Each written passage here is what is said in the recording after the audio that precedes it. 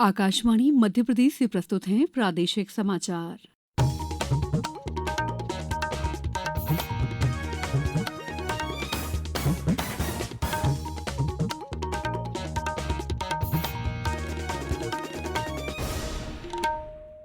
नमस्कार, समाचारों के साथ मैं दीपा सिंह।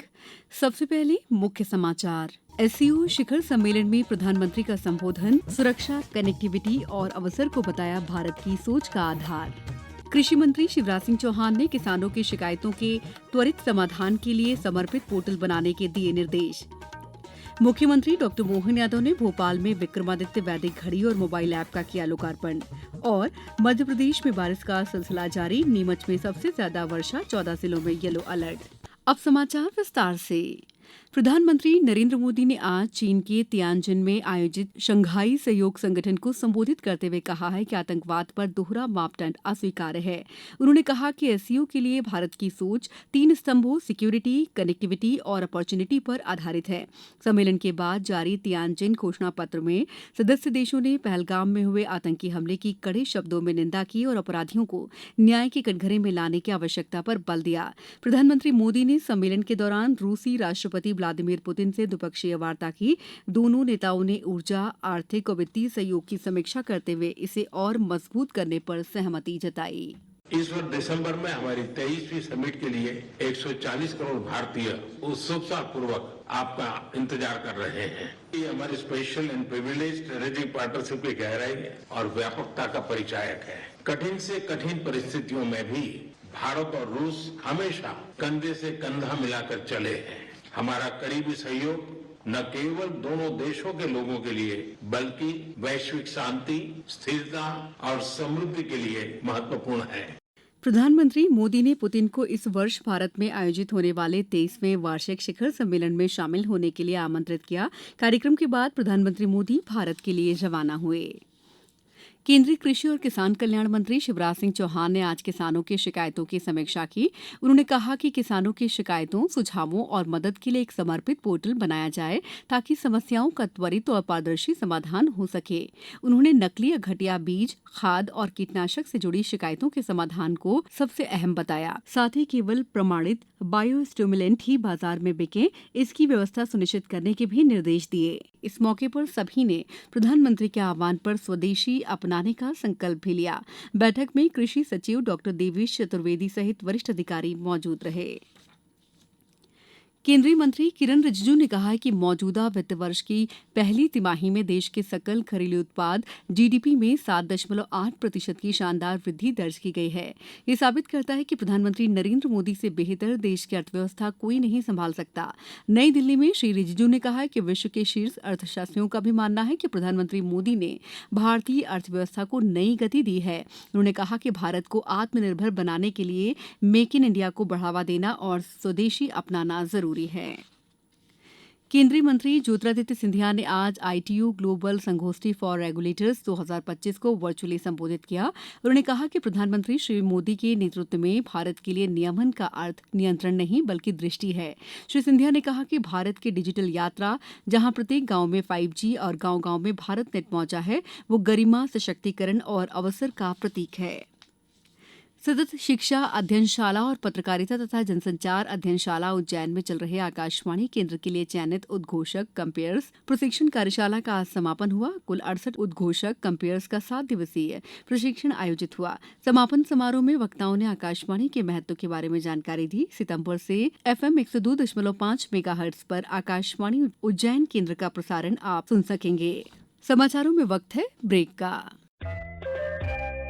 ये समाचार आप आकाशवाणी मध्य प्रदेश से सुन रहे हैं। ये समाचार बुलेटिन YouTube पर Madhya Pradesh news all India radio channel पर और Facebook साथ ही X प्लेटफॉर्म पर AIR न्यूज भोपाल पर सुने जा सकते हैं। इसके अलावा आप हमारी वेबसाइट newsonair.gov.in पर अथवा न्यूज ऑन AIR ऐप पर भी समाचार सुन सकते हैं। ब्रेक के बाद समाचारों में आपका एक बार फिर स्वागत है। प्रधानमंत्री नरेंद्र मोदी कल वीडियो कॉन्फ्रेंसिंग के जरिए बिहार राज्य जीविका निधि साख सहकारी संघ का शुभारंभ करेंगे। इस अवसर पर प्रधानमंत्री संस्था के बैंक खाते में 105 करोड़ रुपए भी हस्तांतरित करेंगे। जीविका निधि का उद्देश्य ग्रामीण महिला उद्यमियों को सस्ती ब्याज दरों पर ऋण उपलब्ध कराना है। ये प्रणाली पूरी तरह से डिजिटल प्लेटफॉर्म पर आधारित होगी। इसके लिए 12,000 सामुदायिक कार्यकर्ताओं को टैबलेट दिए जा रहे हैं। इस पहल से ग्रामीण क्षेत्रों में उद्यमिता और सामुदायिक उद्यमों के विकास को नई गति मिलेगी। कार्यक्रम को पूरे बिहार से करीब 20 लाख महिलाएं देखेंगी। मुख्यमंत्री डॉ मोहन यादव ने आज भोपाल में विक्रमादित्य वैदिक घड़ी और इसके मोबाइल ऐप का लोकार्पण किया। ये घड़ी भारतीय पांचांग और कालगणना को आधुनिक तकनीक से जोड़ती है।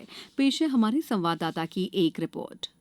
इस घड़ी को 189 से अधिक भाषाओं में देखा जा सकेगा। इसके माध्यम से समय के साथ साथ पंचांग, तिथि, नक्षत्र, योग, वार, मास, व्रत और त्योहारों की जानकारी भी उपलब्ध होगी।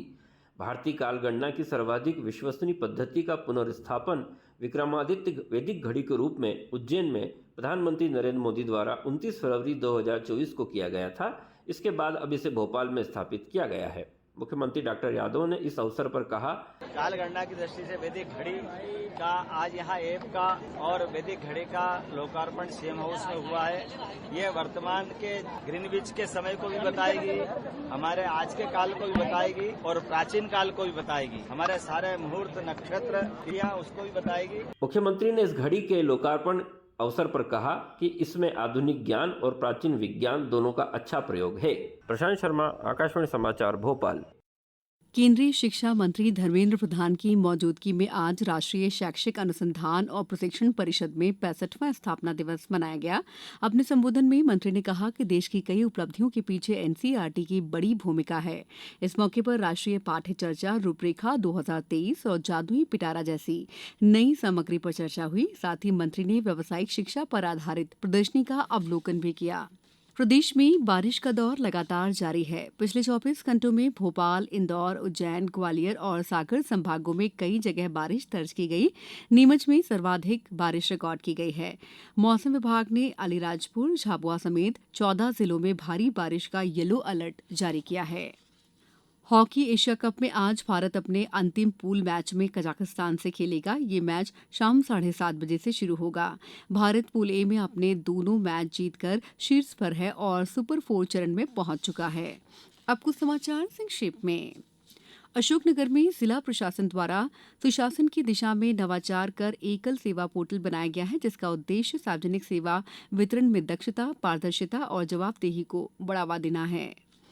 बैतूल में परिवहन विभाग मोबाइल नंबर अपडेट करने के लिए विशेष अभियान संचालित कर रहा है। वाहन स्वामी सारथी पोर्टल पर जाकर स्वयं ही आसानी से मोबाइल नंबर अपडेट कर सकते हैं। देवास में खेल गतिविधियों के तहत खेल युवा कल्याण विभाग और साइकिलिंग एसोसिएशन द्वारा साइकिल रैली का आयोजन किया गया।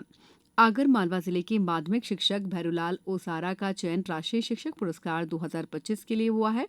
राष्ट्रपति द्रौपदी मुर्मू शिक्षक दिवस के अवसर पर उन्हें नई दिल्ली में सम्मानित करेंगी।